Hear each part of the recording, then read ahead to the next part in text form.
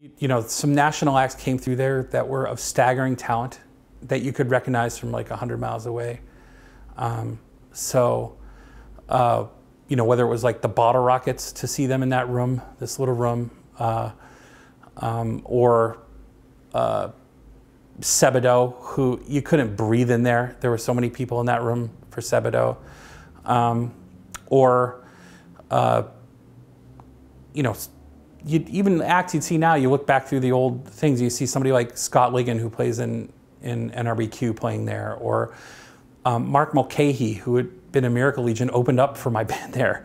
You know, and I'm looking at him playing, I'm like, Jesus, why is this guy opening for me? This is nuts.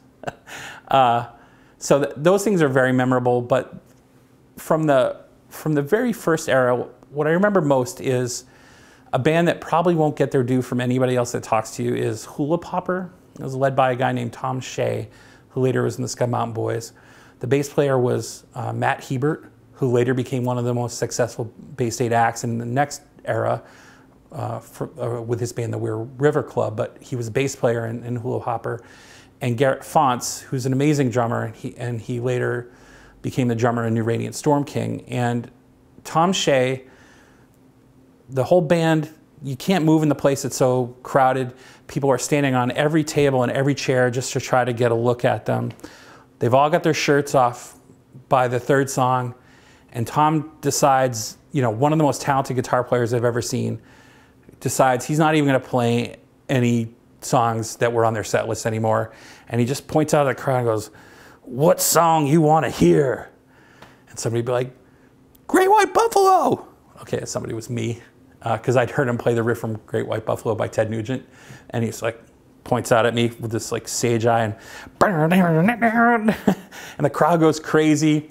And so there's nothing but AC/DC and Nugent covers for the rest of the night, and with no preparation and just complete abandon, and that was spectacular. I also remember seeing the Scud Mountain Boys at a pretty early show when they'd kind of gone supernova and had just signed a Sub Pop, but were still playing the Bay State. And I opened up for them, and then they played, and the place was packed, but everybody was sitting like, what didn't have a chair was sitting cross-legged in Indian style. And people had come from kind of all over the Northeast to see them because they'd become something of a phenomenon by then. And it was quiet, you could hear a pin drop. And I was telling somebody about what the song that Joe was singing was written about, because I'd known. And a woman walked up and said, "The sound of your voice is so wonderful and so infectious. Your laughter is just wonderful. But we've traveled all the way from Southern Connecticut to be here. And we were hoping that you could just keep it down until the show was over, because we just really want to enjoy the show just as much as you're enjoying your time here." So, yeah. And so I said, "Ma'am, no problem, but just so you know, this is a fucking bar, and we're gonna be here tomorrow after you're gone, and next week, and we don't care that you drove all the way from Southern Connecticut, and the Scud Mountain Boys are our band.